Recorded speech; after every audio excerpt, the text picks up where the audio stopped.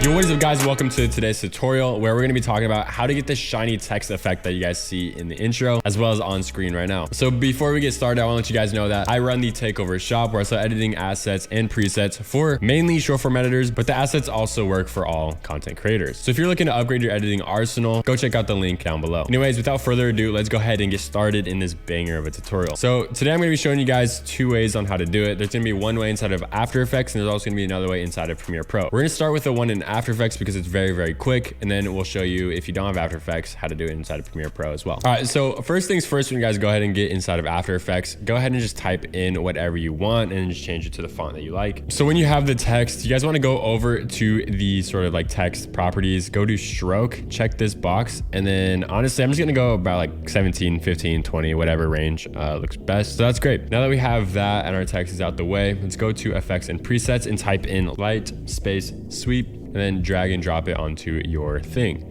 And you're gonna see that there's actually like already sort of like that shine going on. You can increase the width just like so.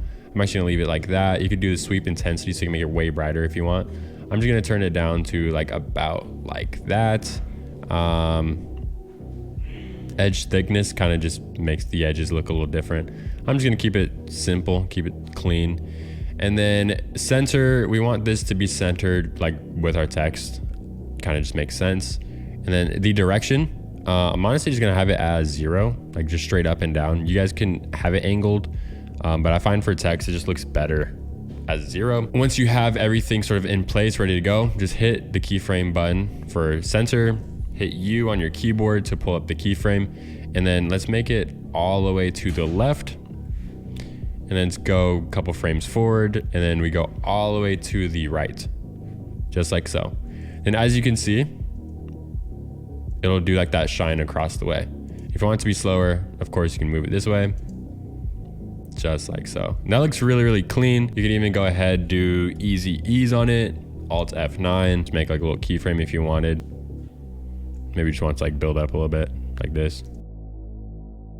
Just honestly, whatever you want to do. I recommend just keeping it linear, to be honest. This is like the one effect that I do recommend doing linear. So that is how you do it on After Effects. Let's go ahead and open up Premiere Pro. Alrighty guys, so now that Premiere Pro is open, I'm gonna go ahead and just import a sequence real quick. New sequence, yada yada. We're just gonna do widescreen as well.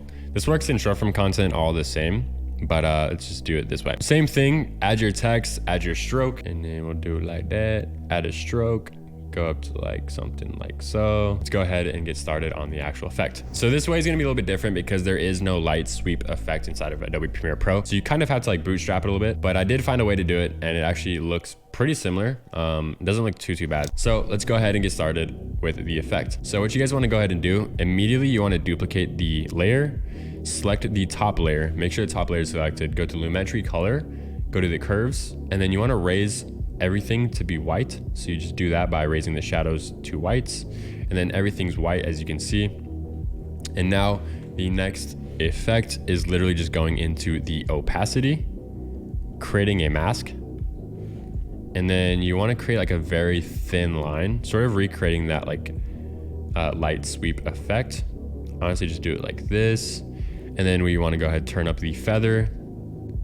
And as you can see, it kind of looks very similar to the After Effects one. It's just very bright right now. And the way that we compensate for the like overexposed look, we go to opacity and we just turn it down. And just like so, we'll do something like that, keep it slight. This one's like an opacity of 25. Honestly, it really does depend on your clip.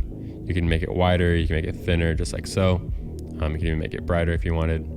But I think right now that looks pretty good. So now we have to do the same exact thing with the keyframing. So add a keyframe, select the mask again. We want it to be way over here on the left side. And then we're gonna go back, bring that to forward, bring that to the beginning of the clip. And then we'll make another keyframe sort of later on in the clip, select the mask again. I can't grab it. We're going to move it to all the way to the right, just like so. And then when we play it back, you'll see that the shine is like actually going. And that's a little too fast, so we can make it slower, just like so. And that looks pretty killer. Maybe that's a little too intense, so we could turn the opacity down. Dope. So it looks just like that. And then honestly, like from there, you could sauce it up with like a little bit of a shake, do whatever you want to the text. But let's say you guys don't want to do this each and every single time, like the entire process for your light sweeps if you're inside of Premiere Pro. I actually got you covered inside of my takeover preset pack. So we go over here to effects, type in takeover, and then we go all the way down below. We do the same thing, which is duplicate the text layer. We select the top text, we go to takeover light sweep, add to duplicate. And then as you can see, the keyframes are already made for you, but based on the video, you might have to change the mask around. Like it's gonna be like this little square. Just make the same exact shape, just like so. We could even thin it out a little bit as well. And then just like that, we go ahead, just change the masks, go all the way to the beginning, bada bing, delete the last keyframe, copy paste the first one, go over here, move it all the way to the right, and then drag that out to the end. And then you have the animation already done. If you guys want access to my entire list of presets here, as you can see, I have a shit ton of presets and I literally use them all each and every single day for all of my short form content, my YouTube content. And to me, I believe every single editor should have this kit in their arsenal. Anyways, guys, that is everything for today. Hope you guys enjoyed this tutorial, learned a little bit of something. Remember, take action, take over. I'll see you in the next one. Peace.